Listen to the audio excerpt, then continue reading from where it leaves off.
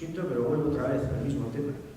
Desde la universalidad es como se puede hacer frente en el plano del discurso, al menos en el plano del discurso, a lo que está ocurriendo aquí.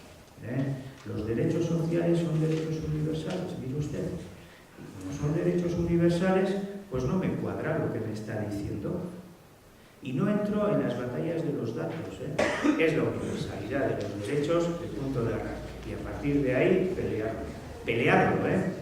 Cuando digo pelearlo, me refiero a que eso, claro, la pedagogía hay que hacerla en todas partes, en todas partes. También un sindicato como ELA, evidentemente, tiene la capacidad y tiene la importancia que tiene en su representatividad y como agente social en este pueblo para realizar esa labor pedagógica más importante si cabe que otras fuerzas sindicales. Y no es fácil, claro que no es fácil, por supuesto que no es fácil.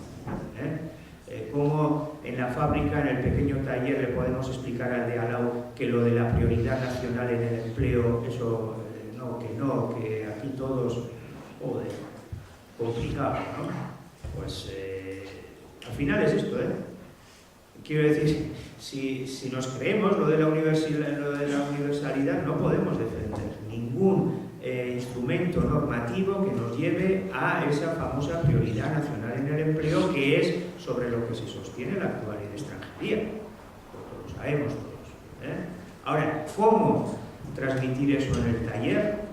¿Cómo hacer esa pedagogía? Pues ahí hay todo un reto, evidentemente. Hay todo un reto.